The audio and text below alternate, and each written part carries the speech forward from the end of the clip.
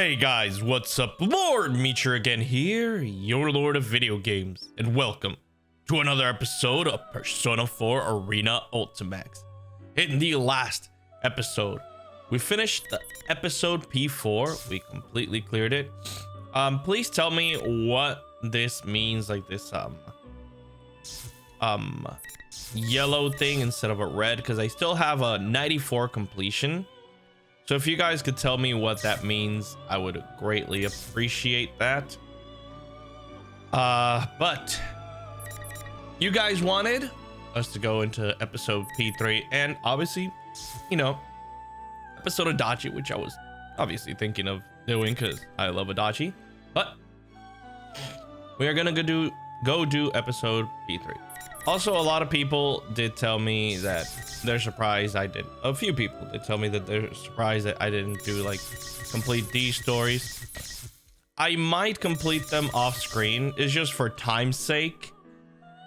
You know, I am just gonna focus on the main stories. A lot of people did want the main story to continue instead of like doing these. I will probably do them off screen just to like see them and everything. So, see, there's also a clear here, like yellow. What does that mean? What is different from the red clears and the yellow clears? If you guys could tell me, please let me know. But without further ado, let's continue. Let's start up episode P3. Ooh, who's starting? I don't know what voice to use. Death of everything, but also the beginning. Oh, we're starting with you. People have filled the world, yet turned it into a void. The only hope of salvation lies in ruin. I didn't think I'd see you again. Don't clap for this guy. You work in a zoo because that's one huge pile of shit you're pushing around. So, how'd that turn out for you, Dad? It doesn't matter now that you're dead as a doornail, does it? Ooh, Wanted the world destroyed, huh? Isn't that right, you worthless pest? Fine. I'll do it. This shitty world with its shitty people and shitty lives will disappear, and I'll be the only thing left. After all, if the Father's fallen into darkness, then the sun must rise. Just kidding. Oh. Okay, thank you guys for telling me to play this. I thought it was going to be the same story, but this is interesting. I get to know more. What nonsense. Oh. What? These constructs can only remain active within my red fog. Even then, they can only do so for a limited amount of time. If you have time to waste with worthless sentiment, hurry up and complete your preparations. Ha! You've got no sense of humor. Keep up your whining and I'll have to kill you too. Such impudence. Take them. They are your pawns. Oh. They're pretty well made. Fine, I've got the power I borrowed from you too. So now there's no way I could lose. Well then, time to make like a tree and turn over a new leaf or whatever. Oh my god. All right. Oh. What's wrong, show? A puppet version of a puppet. I'll make sure you get the job done this time. Now let's begin. For the sake of his world. Oh, whoa! What of everybody? Oh my god, the chills! I got the chills! May 5th afternoon. I'm at the Shadow Operatives Lab. I think this is gonna be Mitsuru, so May 5th afternoon, I'm at the Shadow Operatives Lab. I finished going through Labrys's personality module and control links. Okay. Fuka's voice echoes through the machinery-lined room where she works as an operator. It seems that it'll be a little more time until she's finished with her work. I knew we could count on you. I'm sorry that I asked you for such a big favor. No? Oh no, I couldn't possibly stand by after something so important happened. Where's the yellow But, thing to know who I'm Is voicing? it really all right for me to be doing this? Aren't you all part of some kind of police organization now? Don't think with the police. There's no need to be concerned. Even now that we've become the Shadow Operatives, this lab belongs solely to the Kitajoh group. and shadow operatives. Special unit under direct supervision of the National Police Agency, organized to deal with the supernatural cases that the normal people would be unable to respond to. In other words, cases dealing with shadows. This is one of the laboratories under the management of the shadow operatives. The purpose of this place is mainly to analyze evidence gathered in shadow-related cases, analysis of shadow matters for scientific understanding and planning operations. Another objective is the maintenance, inspection, and service for anti-shadow weapons such as I'm Labrys. My apologies. Since I'm a member of the shadow operatives, and I'm classified as a weapon due to my mechanical nature, I personally undergo maintenance at this facility. Directly after the inauguration of the shadow operatives, Mitsuru-san had a state-of-the-art packing case prepared to transport me. However, the one slumbering within the case is my sister, who is also our new team. I guess it's not Labrys. Suppression weapon. Labrys, the 5th generation anti-suppression weapon. I have bounced Labrys's mobility systems. voice from voice. Now is reboot her OS and perform some final checks. Thank you. How is she? She'd sustained some heavy structural damage, so I was worried, but thankfully none were critical. Since my sister had been forced to push herself far beyond her limit during the events of the other day, her entire body had taken serious damage. I'm glad that she's okay. Fuka-san's words caused me to sigh with relief. I see. And what did you recover from her memory? I'm sorry. I searched through it, but I found no records that would lead to finding the one behind what happened. If we want to pursue him any further, we'll have to wait for a report from intelligence. But it seems that will still take some time. I see. I see Mitsuru-san tighten her fist with that quiet utterance. The culprit is someone capable of manipulating the data in my sister's memory. The possibility that they would make the mistake of leaving a trace leading to themselves extremely low. Even when one knows the outcome, people often feel indignant when the last bit of hope is crushed. It's understandable. Our ability to find out who kidnapped my sister has been completely stymied. Then we have no clues to go on. Don't be so hasty. We might get new leads from intelligence, right? Ever since that attempted airplane hijacking, we've learned that the Public Safety Division has been making some disquieting moves. If we don't make a move soon, there's no telling what they'll do to take advantage of the situation. We have to find a lead before they do anything. Though Akihiko-san has known Mitsuru-san for a long time, Mitsuru-san's expression remains stiff as he tries to console her. But that's only natural. The shadow operatives are still in a delicate position with regards to where we stand within the National Police Organization. As a seemingly suspicious group founded by an outsider and dealing with crimes outside the capabilities of the normal police force, we often are met with cold stares from the people who should be our fellow investigators when we're dispatched on cases. The logic of such actions elude me, but I cannot pretend that they do not exist. I understand how you feel, Mitsuru-san, but we must solve one problem at a time. That is why we have gathered here today. You're right. I'm sorry. Please work with me here in reviewing what information we already know. Mitsuru-san implores us for assistance. Our gathering here at the lab today isn't just to hear about the results of Fuka-san's tests on my sister. We've come to share and review the information we have, to inspect the clues as closely as possible, to get the culprit as quickly as possible. The person behind this case first stole Labrys, the 5th generation anti-shadow suppression weapon, while she was in transport. Yes. The hijacking of the airplane you were on was a diversion used to conceal the theft of my sister, after which she was transported to Inaba. Correct. The hijackers were subdued and captured, but we have reason to believe that their minds were under some kind of control. Those who hijacked the airplane and transported the case had no memory of taking part in the crime. They did not recognize one another had nothing in common and were all ordinary citizens with no prior criminal records. They did, however, all claim in their testimonies, that they saw red eyes.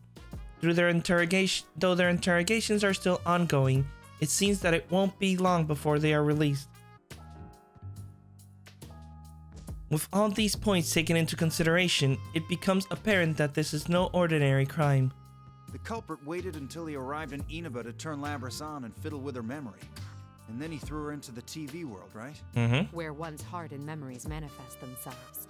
As a machine, Labris was able to control these memories in great detail. In other words, the enemy used her in order to set a trap for us. Yeah. When we entered the television world in pursuit, we defeated her shadow and made indirect contact with the culprit. That person revealed that his goal was to steal our personas by making us fight each other, which would weaken our hearts and turn our personas to shadows. Once he'd accomplished that, he would combine them all so we could have even more powerful shadows. Mm-hmm. Everyone falls silent. The mysterious person's motive was to gather and unify shadows. This is all too similar to something that those of us gathered here will never forget. Shuji Ikutsuki. The culprit's speech pattern is consistent with Ikutsuki-san's mannerisms. His inability to use a persona matches him as well. Mm-hmm. But that's not possible. He's dead. That's right. We've confirmed Ikutsuki's death. Or maybe there's someone out there besides Ikutsuki who still thinks the same way he did. Yeah. If so, then the world we strive for is still far away. Mitsuru-san sounds as she's in agony. Shuji Ikutsuki. 3 years ago, he became fascinated with the fall and tried to bring about the end of the world using shadows. To Mitsuru-san, he is also the adversary that robbed her of her precious father. Yamagishi, when Labris awakens, can you give her a summary of the case from 3 years ago? I'd like her to know what went on while she was sealed. I understand. Can't you just stick that data into her memory? If we did that, it would just become a piece of data to her. She needs to be told about it in order for her mind to understand what happened. She's human through and through, huh? Yep. Also, I noticed something when I was checking her memories. The makeup of Labris's memory field is slightly different from Aigus's. Oh? Besides the memory area that she normally accesses, there seems to be a sub-network of some sort. She has 2 memory networks? I think it was probably used to incorporate the feedback from her sibling units, but I still don't know for sure. That's why I believe it's safer to tell her in person. All right, I'll let you tell her however you see fit. Regarding Ikutsuki, I'm pressuring staff to hurry and review the information, including the newly discovered quarantine server at Ergo Research. We never knew about the server in question before now, because it had been cut off from the group's network. It most likely has information that normally would have never left Ergo Research, such as data on top-secret experiments. Mm-hmm. I agree. Ikutsuki-san could be involved in this case. Mitsuru-san's worry and irritation may be because she senses that possibility. We can all understand the pain she must be in. By the way, what was the logic behind that whole midnight channel thing? It's still unknown, but we'll have to send people to Inaba again. We're going to hold a meeting at headquarters tomorrow to discuss countermeasures. Why not ask, the people that did that case? Why not ask the investigation team? Oh. Suddenly, an alarm that notifies us of abnormality goes off and reverberates throughout the lab. Mitsuru-san quickly uses the nearby control panel to contact the staff within the facility. What's going on? The surveillance system detected a rise in shadow readings. It's currently stabilizing around a level 3 alert, located in that town of Inaba. What? Looks like he's shown up already. That saves us the trouble of having to puzzle this out. This is bait. Yu-san and his friends are in danger. Mitsuru-san, please give the order to dispatch us. All right, we'll leave at once. Yamagishi, leave Labris to Kikuno and accompany us. I understand. Well then, I leave the rest to you, Kikuno-san. Understood. Lady Mitsuru, everyone, please be careful. One of Mitsuru-san's personal domestic assistants, or should I say maids, Kikuno-san, answers. Kikuno-san and Mitsuru have a stronger bond than any of the ordinary servant and master, and she is another of the shadow operatives. Her words catch my attention for some reason. Please be careful. A very trivial expression of concern for our safety. Brushing it off as a common courtesy would be simple, but I feel that she may be sensing something unusual regarding the situation that awaits for us there. What could be causing this unease? Does Mitsuru-san know? Oh, hold on, I guess. As I am trying to decide on whether or not to look deeper into Mitsuru-san's state of mind, Fuka gets up from her operator's seat and beckons me over. What is it? If we can put Labyrus aside for a moment, are you going to be alright without having any maintenance done on you, I guess? Oh. What do you mean? I read the documents on your new equipment. At first I assumed it was referring to that large gun, but it's actually... That. True. There have been no tests confirming that it is capable of being used in an actual combat situation. About what? But we face a powerful foe this time. Is it even possible? If even one thing were to go wrong... Fuka-san's face clouds as she looks at me. I can't be confident that I'll be alright, and I am unable to tell her a pleasant lie to calm her down. In any case, I only pray that a situation that requires me to use my new equipment never arises. Both of us are tense as we prepare to depart. Milady, a change of clothes has been laid out in your car. Oh? I see. Thank you. I've also prepared Akihiko-san's favorite protein drink. Ooh. And Fuka-san has been preparing a playlist suitable for a road trip in her room. Aww. Huh? That will be all, Kikuno.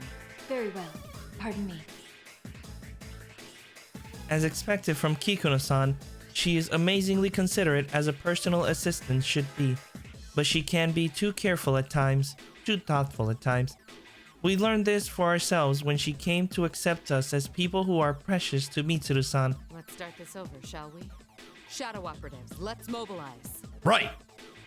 Thanks to Kikuno-san, the tension in the air subsides a bit, but we cannot allow our attention to wander just now. Upon completing our preparations for departure, we immediately make our way to Inaba. Oh, let's go. Time.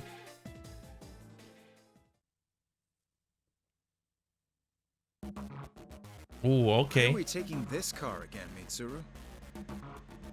Akihiko-san grumbles from the backseat of the Shadow Operative's personal limousine.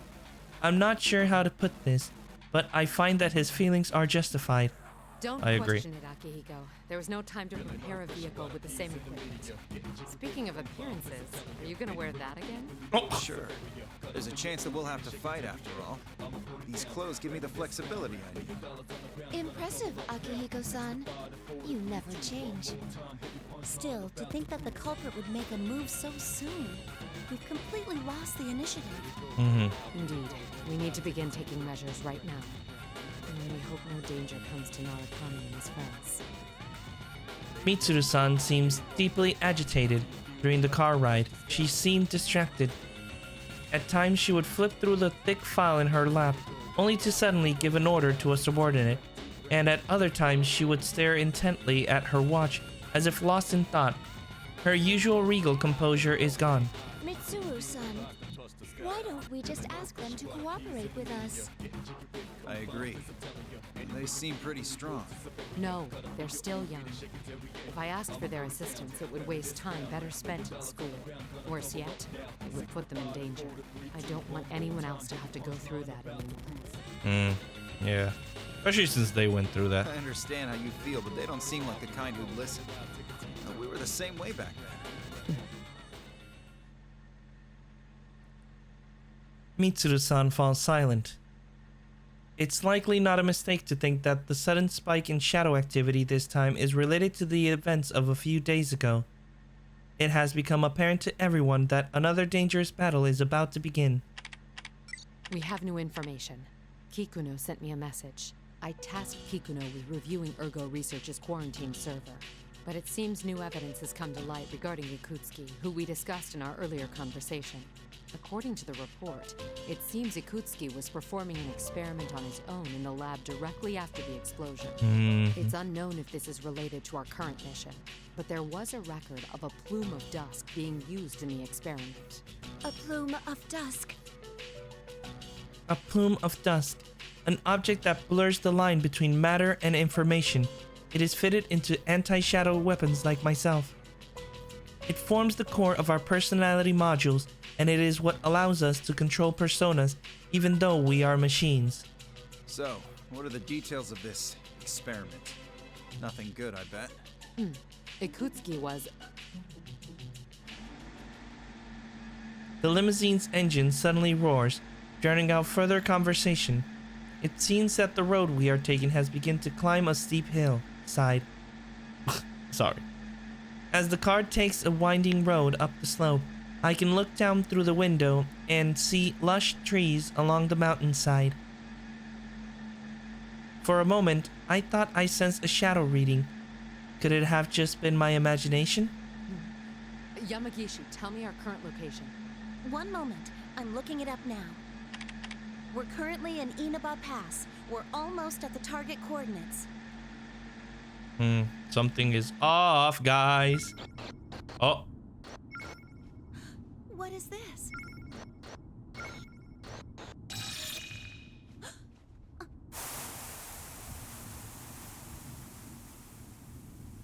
Was that? What's wrong?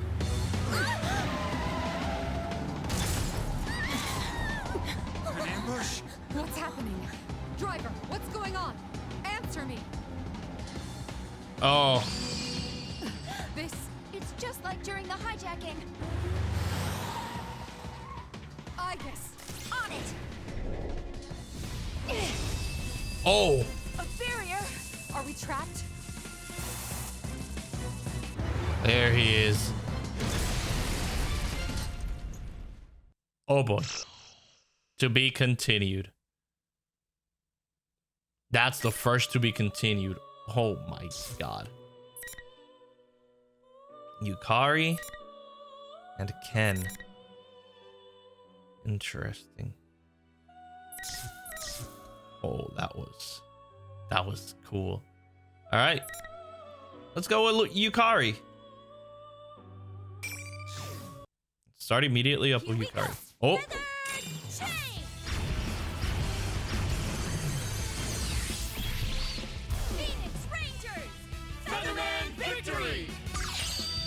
So, you've come to fight me, Featherman! Huh. Merlion, the evil forces have fallen! Stop here! How dare you oppose me? Minionlings, get them! Minionlings.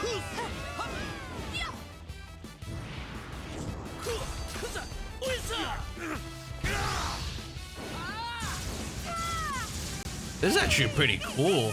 I wouldn't mind watching an anime of this. Prepare for justice! Don't be so sure. Oh.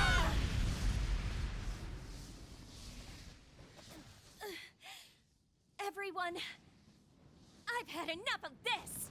Ultimate arrow!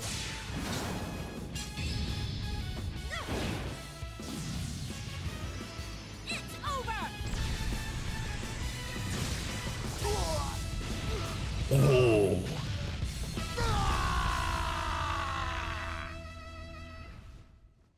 And cut. Perfect. What a take. Thank you very much. That was amazing. That was really cool. That was really great. Can somebody get wardrobe, please? No, there was something else. I think that's a wrap. That actually was so cool. Oh, I'm excited. Oh, okay. I love this. When the director calls this out, the tension in the area dies away. I make my way to the simple tent used as our break room and take a sip of my drink. My scenes for today are done. I'm tired. You're on a roll, Featherpink. Huh? Do you think so? The directors had nothing but good things to say too. Looks like this will have a positive effect on your main job. Speaking of your next shoot, My main job. My nose job's supposed to be studying in college. I wipe my sweat from my brow as my manager excitedly tells me about the schedule for my next gig. I'd always had interest in fashion, so I started taking modeling jobs as a way to earn some pocket money. It's pretty tough since I've had to do things like pose in the middle of winter in just a t-shirt, but thankfully I've been able to get a steady flow of commissions now.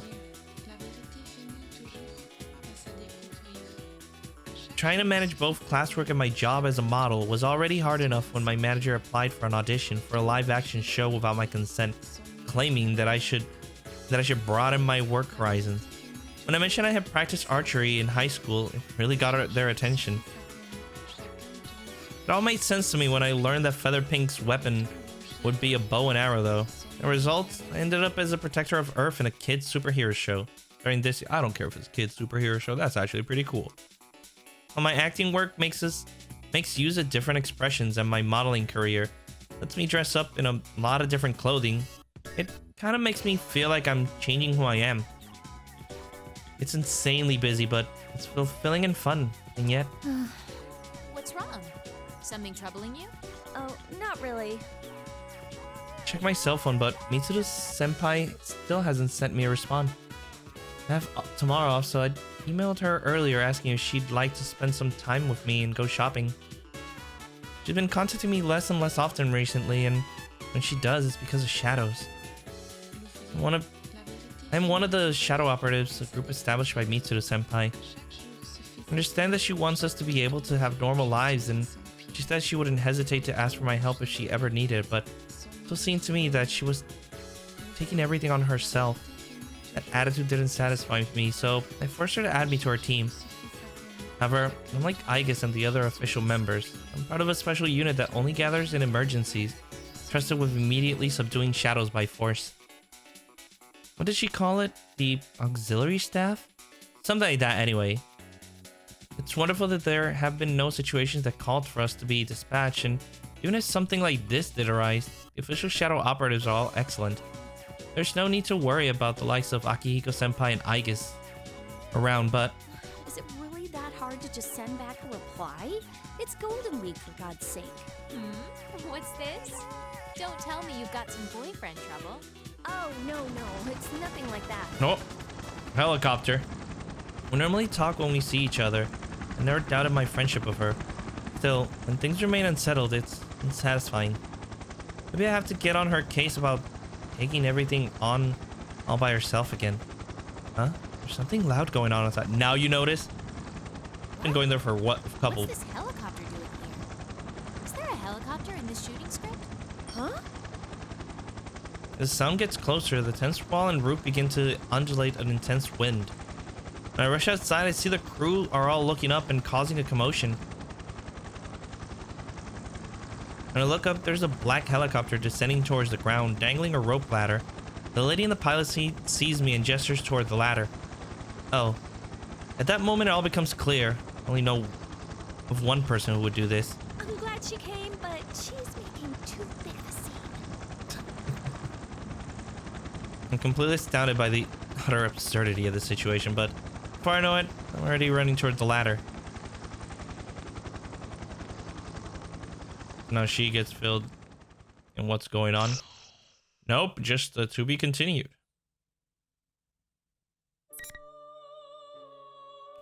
Okay.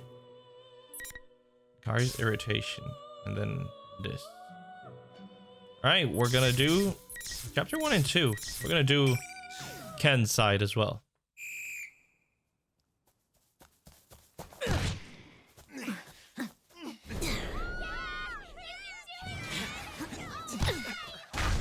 Oh, okay. Nice. Man, you were amazing. And he's in Gekko-Con. Thanks for cheering for me. You're a real hit with the ladies. I'm gonna get going for today. Okay, you better be this good next time, too. Leave it to me.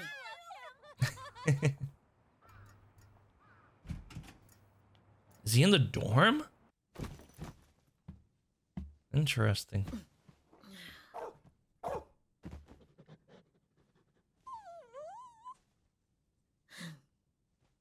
I'm home, Karumaru. Oh, so he goes and stays in the dorm. What voice did I give Ken? I don't know. Maybe a new voice this time. He's older now. There's some time until dinner, so I decided to leave the dorm again with Koromaru. This Gekkokan dormitory is where we live. It was briefly closed after Mitsuru and the others graduated. All the equipment from a few years ago was removed, but with the increase in students at Gekkokan, they decided to reopen the dorm. I applied for a room as soon as I heard. The reason I did was because Koromaru had been in Aiga-san's care, but at this dorm he'd be allowed to live with me. Also, to be honest, I felt that living here let me stay close to my companions who are fighting even now. Back then, everyone took turns walking Koromaru. Now, it's my job. The path to the nearby Naganaki Shrine. Naganaki Shrine is Koromaru's usual route. Koromaru's quite old for a dog, but as he trots along at his usual pace along our usual path, makes me think for a moment that all the fighting back then was just a dream. Only when I'm watching Koromaru walk like this, I can forget everything and feel a little at ease. Oh, Naganaki Shrine. We pass through the gateway at the entrance and step into the shrine grounds. As nearly sundown, there's nobody but us in this serene atmosphere. I sit down on a bench and sigh to myself. Koromaru notices though and immediately rushes over to nuzzle my leg.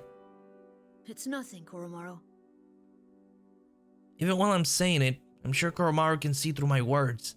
I can understand him the same way Aiga-san can, but even I can't tell what Koromaru is thinking. I pet Koromaru as he looks up at me with a weird whine, and I put my hand in my pocket to pull out the Shadow Operative's badge that Mitsuru had given me. Koromaru wears the same badge on his collar. Even if she gave me this, I know it's just for show. I bet everyone else is working hard right now. Aw, Ken.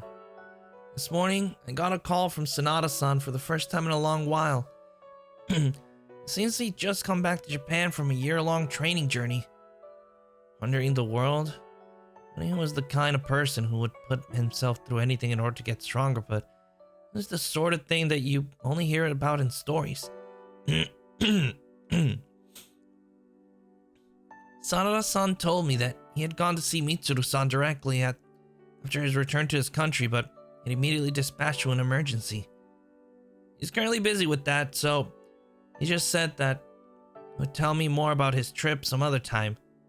I know that being a shadow operative must be tough, but he seems so excited when talking about them, so it's like I get these pent-up feelings inside. I'm a member too, you know. A member, yes, but only as part of a secondary unit that only gets called out in extreme situations. Being part of a special suppression unit has a cool ring to it that I like. The official shadow operatives are each given a unique number. For example, Aiga-san is member number 5. We don't have that. We're just auxiliary members. I haven't been called to action yet, and I doubt I ever will until after I graduate high school. After all, I promised Mitsuru-san that I would try to live out my childhood as much as I could. I'm just for show too. And following that promise to try as much as I could, I've been acting like a child on the surface, average middle school student, studying, helping out with club activities, even taking part in the student council. But I haven't officially joined any clubs, and the reason why is because I asked Mitsuru-san to call me for help if she ever needed me.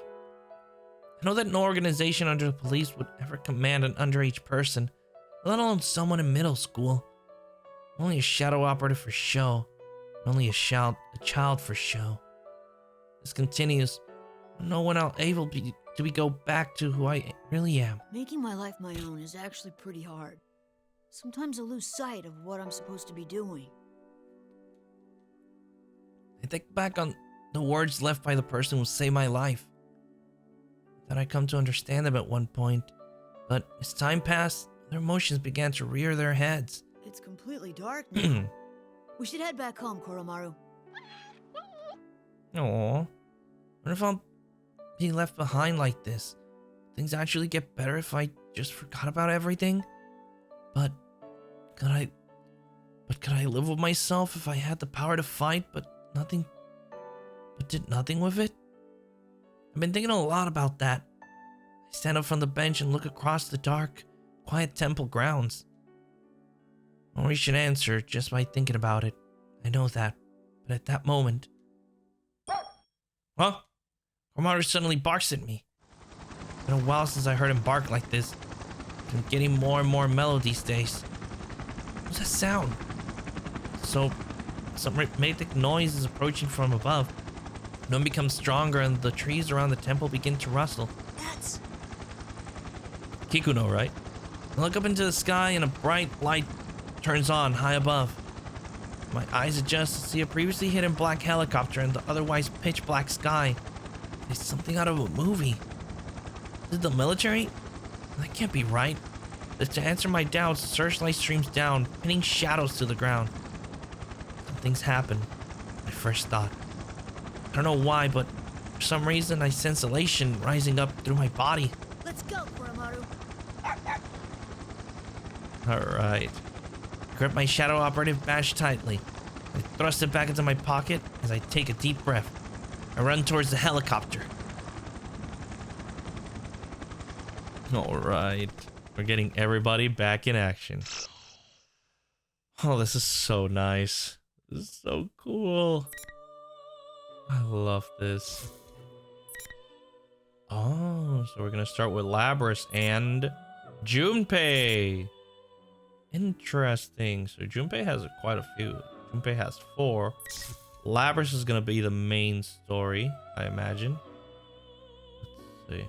Yep, Labris is the main one. Yep, Labris is the main. And that's understandable, obviously. But I feel we should leave this episode here. Oh, that's a long way to go. But we're gonna leave this episode here. In the next one, we are going to continue on with chapter 3. So, hope you guys have been enjoying these videos. If you have, please leave a like, comment, and share. That always helps out against that pesky YouTube algorithm. Subscribe to join the Moonlight Army today. Hit that bell icon to be notified when I upload a new video. If you guys want to stalk me on my social medias, the links will be in the description box below. And I'll see you guys in the next video.